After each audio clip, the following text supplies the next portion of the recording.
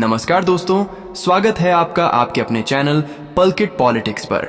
अगर आप राजनीति की हर बड़ी खबर सबसे पहले और सबसे दमदार अंदाज में देखना चाहते हैं तो अभी हमारे चैनल को सब्सक्राइब कर दीजिए, वीडियो को लाइक कर दीजिए और बेल आइकन जरूर दबा दीजिए, क्योंकि आज की इस खास वीडियो में हम बात करने वाले हैं 13 जून 2026 को अखिलेश यादव से जुड़ी 10 ऐसी धमाकेदार खबरों की जिन्होंने यूपी की राजनीति में भूचाल ला दिया है।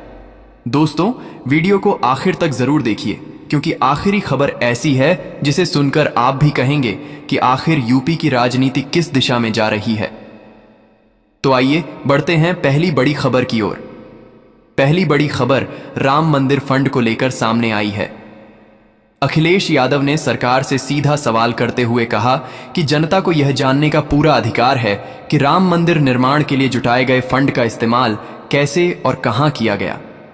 उन्होंने कहा कि अगर सब कुछ पारदर्शी है तो सरकार को जवाब देने में हिचकिचाहट क्यों हो रही है। इस बयान के बाद सियासी गलियारों में बहस तेज हो गई है और बीजेपी नेताओं ने भी इस पर पलटवार शुरू कर दिया है। अब आइए बढ़ते हैं दूसरी बड़ी खबर की ओर। दिल्ली में हुई इंडिया गठबंधन की अहम बैठक में अखिलेश यादव की भूमिका बेहद महत्वपूर्ण रही। उन्होंने विपक्षी एकता पर जोर देते हुए कहा कि अगर सभी दल अपने मतभेद भुलाकर एक साथ आएंगे तो देश की राजनीति में बड़ा बदलाव संभव है। सूत्रों के मुताबिक उन्होंने गठबंधन को मजबूत करने के लिए कई सुझाव भी दिए और चुनावी रणनीति पर विस्तार से चर्चा की। अब आइए बढ़ते हैं तीसरी बड़ी खबर की ओर। 2027 विधानसभा चुनाव को लेकर अखिलेश यादव ने कांग्रेस को बड़ा दिल दिखाने की सलाह दी। उन्होंने कहा कि गठबंधन की मजबूती के लिए सीट बंटवारे में उदारता और आपसी सम्मान जरूरी है। उनका मानना है कि अगर विपक्ष को मजबूत बनाना है तो सभी दलों को अपने व्यक्तिगत हितों से ऊपर उठना होगा। अब आइए बढ़ते हैं चौथी बड़ी खबर की ओर। अखिलेश यादव ने बड़ा दावा करते हुए कहा कि बीजेपी 2027 चुनाव से पहले अपने लगभग 225 विधायकों के टिकट काट सकती है, क्योंकि जनता के बीच भारी नाराजगी है। इस बयान ने राजनीतिक माहौल गर्म कर दिया और बीजेपी ने इसे सपा की हताशा करार दिया। अब आइए बढ़ते हैं पांचवीं बड़ी खबर की ओर। मुख्यमंत्री योगी आदित्यनाथ के लव जिहाद को लेकर दिए गए बयान पर अखिलेश यादव ने तीखी प्रतिक्रिया देते हुए कहा कि जो लोग प्यार को नहीं समझते वे समाज को भी नहीं समझ सकते।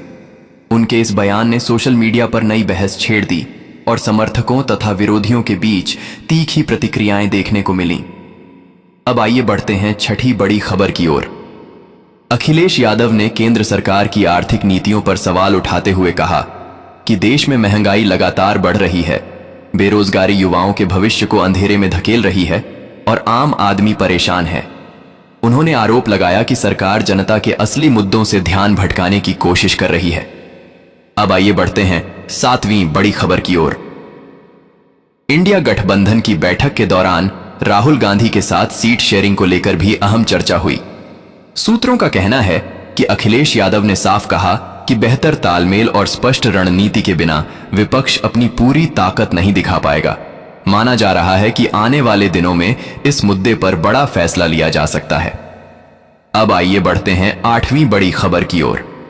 अखिलेश यादव ने यूपी की कानून व्यवस्था पर सवाल उठाते हुए कहा कि अपराध की घटनाओं ने जनता के मन में डर पैदा कर दिया है और सरकार सिर्फ दावे करने में व्यस्त है।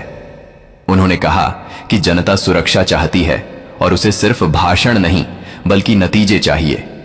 अब आइए बढ़ते हैं नौवीं बड़ी खबर की ओर। युवाओं को संबोधित करते हुए अखिलेश यादव ने कहा कि प्रदेश का भविष्य युवा तय करेंगे और उनकी समस्याओं को प्राथमिकता देना हर सरकार की जिम्मेदारी है।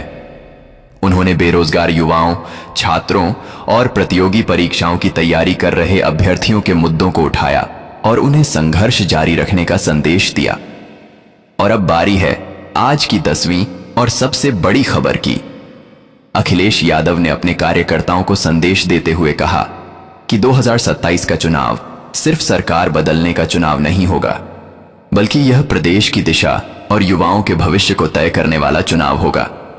उन्होंने बूथ स्तर तक तैयारी मजबूत करने का आह्वान किया और जनता से बदलाव के लिए साथ आने की अपील की। दोस्तों, इन 10 बड़ी खबरों में आपको कौन सी खबर सबसे ज्यादा महत्वपूर्ण लगी? क्या आपको लगता है कि अखिलेश यादव के ये बयान यूपी की राजनीति में बड़ा बदलाव ला सकते हैं या बीजेपी एक बार फिर मजबूर